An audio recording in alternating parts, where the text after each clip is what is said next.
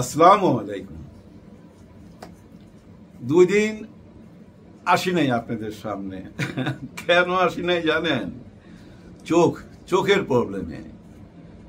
চোখের নজরে এমনি কইরা একদিন খোয়া যাবে, পোড়া চোখে যা দেখিলাম সে তো রয়া যাবে। হ্যাঁ, আমার একটা চোখ না নষ্ট হয়ে গেছে, এটা চিকিৎসায় ছিলাম, বাঁচানো গেল না। ভালোই হয়েছে। সানগ্লাস, একটা ভাব আছে না, ভাব ধরা অনেক কঠিন, সাপ ধরা অনেক সহজ। হ্যাঁ ভাই, সাপ ধরা সহজ, ভাব ধরা কঠিন। দেখেন, অনেকেই ভাব ধরছিল এই দেশে, কিন্তু শেষ পর্যন্ত ধরা খেয়ে গেল, ভাব ধরে রাখতে পারলো না। দেখেন, ভাবের মধ্যে সবচেয়ে বড় ভাব কি ছিল জানেন? দেশপ্রেমিক সেনা প্রধান। এই একটা ব্যাপার, দেখেন কেমন একটা ভাব আছে এর মধ্যে। দেশপ্রেমিক সেনা প্রধান, দেশপ্রেমিক সেনা প্রধান একদম ম্যাচ করে। কিন্তু এই দেশপ্রেমিকের সাথে আপনি অন্য কিছু মিলান, যে দেশপ্রেমিক রাজনীতিবিদ অমুক, ভাল লাগবে? ভাল লাগবে না। দেশপ্রেমিক পুলিশ ভাল লাগে? ভাল লাগে না। দেশপ্রেমিক র্যাব শুনতে তেমন ভাল লাগে না। দেশপ্রেমিক সেনা প্রধান শুনতেই ভাল লাগে, কিন্তু সেই দেশপ্রেমিক সেনা প্রধান আজকে অনেক বড় প্রশ্নের সম্মুখীন। অনেকেই কথা বলতেছে ওনাকে নিয়ে। এই কথা বলার সুযোগটা উনি কি কইরা দিলেন? সুযোগটা উনি কইরা দিছে। কিভাবে উনি কইরা দিল? ওই যে রাওয়া ক্লাবে আইসা একটা বক্তব্য রাখলো না, ওই দিন একটা নির্বাচন চাইলো। এই নির্বাচনটা ডিসেম্বরে চাইছে উনি। তারপরে কিন্তু ডক্টর ইউনূস স্যার এবং ওনার পক্ষ থেকে জানাই দিল যে অন্য কেউ নির্বাচন চাইলে তো হবে না, সরকারের পক্ষ থেকে ঘোষণা আসতে হবে। অন্য কেউ যদি ঘোষণা দিয়ে থাকে এটা তার ব্যাপার। এরকম একটা কথা আসলো। ওই কথার পরই তো বোঝা গেল ডক্টর ইউনূস স্যারের সাথে সেনা প্রধানের একটা দূরত্ব আছে। তখন বোঝা গেল না ভাই, যেহেতু সরকার ওনার কথার সাথে একমত হইল না। সরকার নির্বাচনের কথা বললো, জুনের কথা, তারপরে আসলো ওই যে ফেব্রুয়ারিতে নির্বাচন। যাই হোক, এই যে দূরত্বটা বাড়লো, এরপরে আমরা একটা কথা শুনলাম বাজারে, এর সাথে আরেকটা কথা সামনে চলে আসলো, মানে 5ই আগস্টের পর যে সেনা প্রধান পাথর বুকে চাপা দিয়া ডক্টর ইউনূস স্যারকে মাইনা নিছে, এরকম একটা কথা বাজারে আসছে না ভাই? আসছে তো, আমরা শুনছি তো, বাজারে এটা খুব সেল হয়েছে, কিন্তু তখন অনেক আলোচনা হয়েছে। ওই আলোচনার পরে রাওয়া ক্লাবে আইসা উনি একটা বক্তব্য দিলেন প্রায় 6 মাস পর। ওই বক্তব্যের মধ্যে উনি নির্বাচন চাইলেন ডিসেম্বরে, তাই না? সেটাও কিন্তু অনেক বিতর্ক হইলো, আলোচনা হইলো যে একজন সেনাপ্রধান দেশে নির্বাচন চাইতে পারে কিনা। এটা তো সরকারের ব্যাপার, সরকারের আগে উনি কিভাবে বলে, সরকারের সাথে ওনার এই দূরত্বটা কেন, এরকম অনেক আলোচনা হয়েছে। এই আলোচনাগুলোর সুযোগ করে দিছে কে? উনি করে দিল তো, তাই না? এরপর উনি যাচ্ছিল মাননীয় বিচারপতির কাছে, মাননীয় রাষ্ট্রপতি ছুপ্পুর সাহেবের কাছে, এবং আমাদের ডক্টর ইউনূস স্যারের সাথে বসতেছিল। উনি ভিতরে অনেকের সাথেই বসতেছিল। কেন বসতেছিল সেটা আমরা তখন না বুঝলো, এখন তো বুঝতে পারতেছি। কি বুঝতে পারতেছি?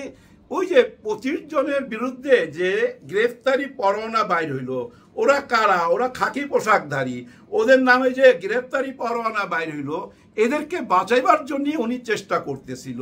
এরকম একটা হিসাব মিলায় নেওয়ার জন্য তো ভাই বড় পণ্ডিত হওয়ার দরকার নাই, সাধারণ জ্ঞানী বোঝা যায় যে উনি ওদেরকে বাঁচাইবার চেষ্টা করতেছিল। আর ওই 25 জন কারা ভাই? দেখেন, এদের মধ্যে একজন আছে কবির। হ্যাঁ, ওনার নাম কবির, উনি জেনারেল কবির। শোনা যাচ্ছে উনি পালায় গেছে, গুজবও হইতে পারে। অনেক সময় কি করে জানেন? গুজব ছড়ায় দেয় যে উনি পালায় গেছে, যেন না খোঁজে, দেশের ভিতরে আছে, এখন পালাবে। যাই হোক, উনি যেখানেই থাকুক, উনি যে ভাই কত বড় অপরাধী আপনারা জানেন না। উনি সনাতন ধর্মের ভাই বোনদের সম্পত্তি কাইরা নিছে। 1% সম্পত্তি 40 থেকে 50 হাজার টাকায় কিনছে।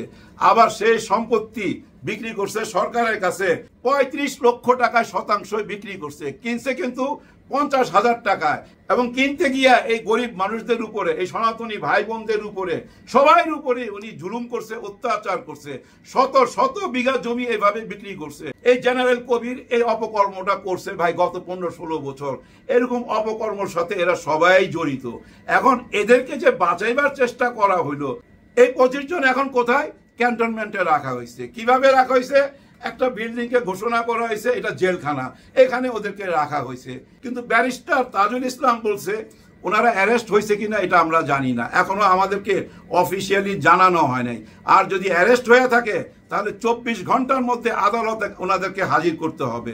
24 ঘন্টা পার হয়ে গেছে, তার মানে ওনারা অ্যারেস্ট আছে কিনা তা জানি না, কিন্তু আইসপিআর থেকে জানাইছে ওই 25 জন ওনাদের হেফাজতে আছে। হেফাজত আর গ্রেফতার একই কথা না ভাই, এটা মাথায় রাখেন। তাজুল ইসলাম সাহেব ঠিকই বলছে যে তারা কোথায় আছে এটা আমাদের জানার কথা না, আইনগতভাবে যখন হাজির করবে তখনই আমরা এটা নিয়ে কথা বলবো, এর আগে কোনো কথা বলতে চাই না।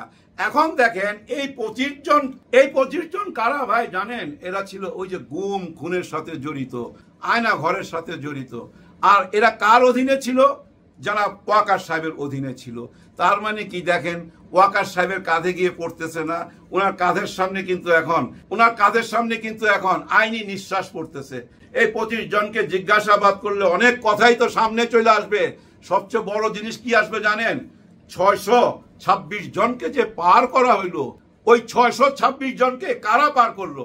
এই 25 জনই পার করছে। এই 25 জনই জানে 626 জনকে কিভাবে পার করা হয়েছে। এদেরকে যখন জিজ্ঞাসা করবে সব বাইরে সামনে চলে আসবে। আর ওই বাইরে কথাগুলো যখন সামনে আসবে তখন কি সেনা প্রধানকে আরো প্রশ্নের সম্মুখীন করবে না? দেখেন কত বড় চাপের মুখে আছে উনি, হাড়ে হাড়ে টের পাচ্ছে তো এখন যে আমি ভিতরে ভিতরে যা যা করছি সবই তো এখন জনগণের সামনে, সাধারণ জনগণ তো এসব নিয়ে আলোচনা করতেছে। এগুলো যদি ভুল হয়, মিথ্যা হয়, তাহলে নিশ্চয়ই উনি রাওয়া ক্লাবের মতো আবার এসে একটা ভাষণ দিবে, আমাদেরকে জানাবে সত্য মিথ্যা। আমার মনে হয় উনি আর এটা জানাবে না। উনি নিশ্চয়ই বুঝতে পারছে যে জনগণ এত বোকা না, জনগণকে আমি বারবার বোকা বানাইতে পারবো না। গত 14-15 মাসে 2টা আলোচনা সবচেয়ে বেশি হয়েছে ভাই, নির্বাচন আর এই ওয়াকার সাহেবকে নিয়ে। কারণ কি ওয়াকার সাহেবের গতিবিধি সবকিছু সরকারের কাছে যাচ্ছিল, সরকারের কাছে খবর যাচ্ছিল। আপনারা একটা জিনিস মনে রাখেন, শেখ হাসিনা যে সিস্টেমটা রাইখা গেছে ওই সিস্টেমের মধ্যেই তো ডক্টর ইউনূস স্যার আইসা বসছে। উনি কি ওই সিস্টেম কাজে লাগাবে না? উনি কি গতিবিধি লক্ষ্য রাখবে না, কে কি করতেছে না করতেছে? এই যে গত 14 মাসে একটা জিনিস তো প্রমাণ হয়েছে, স্বাধীনতার পক্ষে একটা শক্তি কাজ করতেছে, তাই না? এই দেশের স্বাধীনতার পক্ষের একটা বিরাট শক্তি আছে যারা চইলা গেছে, কিন্তু আরেকটা স্বাধীনতার পক্ষে শক্তি আছে যারা জুলাই এই গণ অভ্যুত্থানের জওয়ানদেরকে বলছে রাজাকারের নাতিপুতি, যারা বলছে এরা ফকিন্নির পুত। আরেকটা শক্তি আছে না ভাই, এটাও তো ভাই স্বাধীনতার পক্ষের শক্তি। এখন এই স্বাধীনতার পক্ষের শক্তির সঙ্গে যদি আপনি লড়াই করতে চান তাহলে তো স্বাধীনতার বিপক্ষের একটা শক্তি দাঁড় করাইতে হবে, তাই না ভাই? লোহাই তো লোহা কাটে, সেই স্বাধীনতার বিপক্ষে শক্তি দাঁড়ায় গেছে। হ্যাঁ ভাই, এটা শুধু এই আমাদের জনগণের মধ্যে না, এই বাইরের জগতে না ভাই। বাইরের জগৎ বলতে বুঝাচ্ছি কি জানেন? রূপালী জগৎ, সিনেমার রূপালী জগৎ না, ক্যান্টনমেন্টের মধ্যে একটা রূপালী জগৎ আছে। হ্যাঁ ভাই, এটার রূপ অনেক রকম। দেখেন অনেক মায়ের সন্তান এই আয়না ঘরে থাইকা দেওয়ালে লেখা গেছিল তার মনের কথা, তার ঠিকানা লেখা গেছিল, মার কাছে বাবার কাছে কিছু বলার থাকলে সে এটা লেখা গেছে ওইখানে। ওই দেওয়ালের লেখনগুলা কারা মুছছে এইটা কি আমরা এখন বুঝতে পারি না? ওই দেওয়ালের ওই লেখাগুলা রং দিয়া কারা মুছছে? হ্যাঁ ভাই, দেশপ্রেমিক সেনাবাহিনীকে, যে সেনাবাহিনীর প্রতি সবাই শ্রদ্ধা, ওই সেনাবাহিনীকে, এই দেশপ্রেমিক সেনাবাহিনীকে আজকে প্রশ্ন সম্মুখীন কে করলো? মানুষ এখন সেনাবাহিনী নিয়ে এত রকম বিতর্ক কেন তুলতেছে? এর পিছনে কারণ কি? এটা তো বুঝার জন্য ভাই বড় পণ্ডিত হওয়ার দরকার নাই, সাধারণ মানুষই তো বুঝতেছে। দেশের ভিতরে এই যে অরাজকতা চলতেছিল, চাঁদাবাজি চলতেছিল, খুনাখুনি চলতেছিল, আইন প্রশাসন ঠিক মতো কেন কাজ করতেছিল না, এখন তো আমরা এগুলো বুঝতে পারি। কারণ সবাই বুঝাইতে চাচ্ছিল যে এই সরকার অচল, তাড়াতাড়ি একটা গণতান্ত্রিক সরকার আনো, ওই সরকার আইসা সব বন্ধ করে দিবে। আসলে ওই সরকার আসার পর ভাই এই আন্তর্জাতিক বিচার ট্রাইব্যুনালের মামলাটা বন্ধ হয়ে যেত অথবা স্লো হয়ে যেত।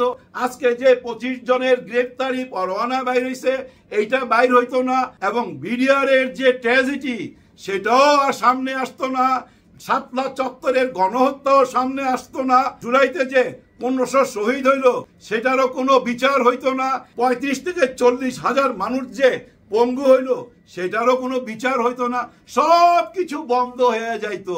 ওই বন্ধ করার জন্যই নির্বাচন করতেছিল। দেখেন ভাই, বাইরে যে সয় সম্পত্তি দখল হয়েছে, কি ট্যাগ দিছে, টেম্পো স্ট্যান্ড যে দখল হয়েছে কি ট্যাগ দিছে, বালুর চর এই যে বালু মহল দখল হয়েছে কি ট্যাগ দিছে।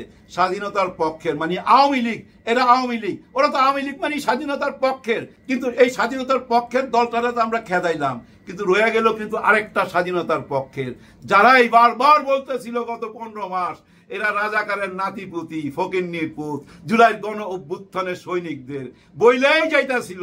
যে এনজি ভাই এখন পৃথিবীতে সবচেয়ে বড় শক্তি, চারিদিকে দেখেন না সারা পৃথিবীতে ছড়ায় যাইতেছে। আর সারা পৃথিবী থেকে দেখবেন বড় বড় ক্রিমিনাল প্রধানমন্ত্রীরা হেলিকপ্টারে কইরা প্লেনে কইরা ভাইগা চলে যাইতাছে। হায় হায়, প্রধানমন্ত্রীর কথা যখন মনে পড়লো, ভিডিওটা শেষ করার আগে বলি, আমাদের গত 54 বছর যে সিস্টেম ছিল কি জানেন? এই সিস্টেমটা ছিল প্রধানমন্ত্রী যে সে হবে সবচেয়ে বড় রংবাজ, দেশের সবচেয়ে বড় রংবাজ। কারণ তার হাতে হলো আর্মি, তার হাতে নৌবাহিনী, বিমান বাহিনী, দেশের সব কিছু তার হাতে, সে যা বলবে তাই। দেখেন কত বড় ক্ষমতাধর, ক্ষমতার এখানেই শেষ না, তার নিজস্ব একটা দল আছে, সে দলও সে পরিচালনা করে।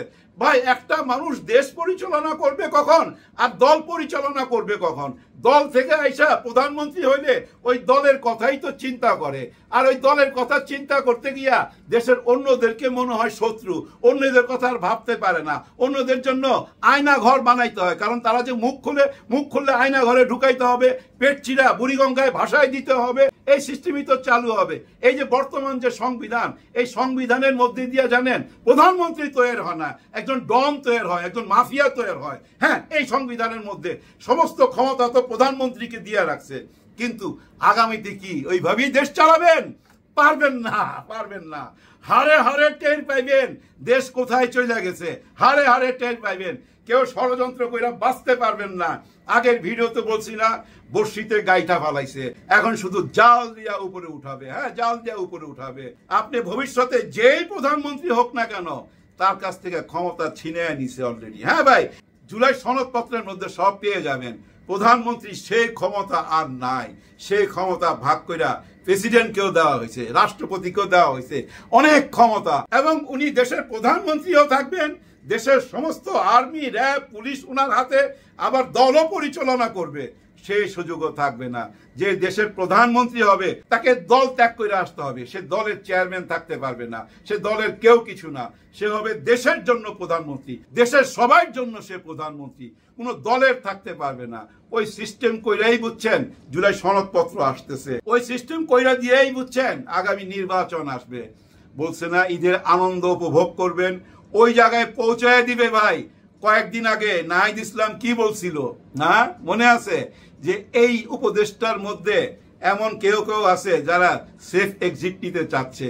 সেফ এক্সিট কারা নিতে চায়? যারা ক্রিমিনাল, যারা দোষী করছে, যারা টাকা পয়সা মারছে। তাই বুঝাইলো না? নিশ্চয়ই তাই বুঝায়, কিন্তু উনি নাম বলে নাই। কিন্তু উনি নাম না বললো, আজকে আরেকটা কথা আসছে জামাতে ইসলাম থেকে, এই উপদেষ্টাদের অনেকের কণ্ঠ অডিও, মানে অডিও কল আমাদের কাছে আছে। হ্যাঁ, তাদের লিঙ্ক আছে আমাদের কাছে।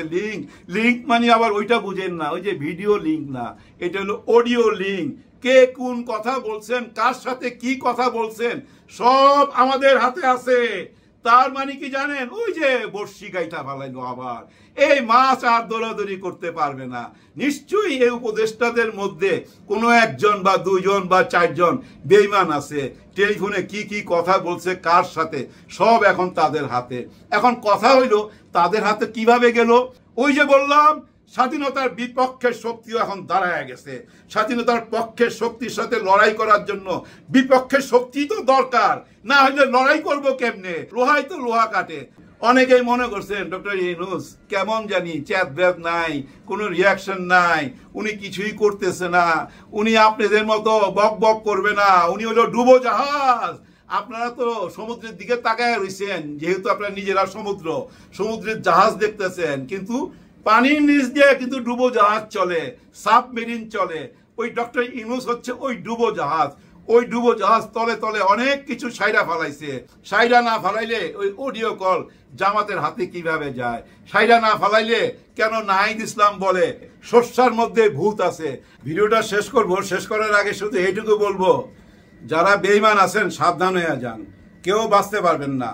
দেশ কিন্তু আগের অবস্থায় আর ফেরত যাবে না। হ্যাঁ ভাই, ডক্টর ইউনূস স্যার বলছে না আমাদের পিছনে যাওয়ার আর কোনো সুযোগ নাই, সামনে যেতে হবে। সত্যি ভাই, পিছনে যাওয়ার কোনো সুযোগ নাই। দেশ আগের অবস্থায় যাবে না। গত 54 বছর যেভাবে দেশ চলছে সেভাবে কেউ চালাইতে পারবেন না। আপনি যত বড় ধুরন্ধর হন না কেন, যত বড় সেনা হন না কেন, দেশকে আগের অবস্থায় নিতে পারবেন না। নতুন বাংলাদেশ হইতে বাধ্য। আমরা নতুন বাংলাদেশ পেতে যাচ্ছি। আমাদের পিছনে ফেরার কোনো উপায় নাই, সামনে যাইতে হবে ভাই। কেউ মনের আশা ছাড়বেন না, মনোবল হারাবেন না ভাই। আল্লাহর উপরে বিশ্বাস রাখেন। যে জাতি নিজের হেফাজত করতে জানে, আল্লাহ নিশ্চয়ই তার হেফাজত করবে, নিশ্চয়ই হেফাজত করবে। সবার জন্য সবাই দোয়া করবেন। আল্লাহ হাফেজ।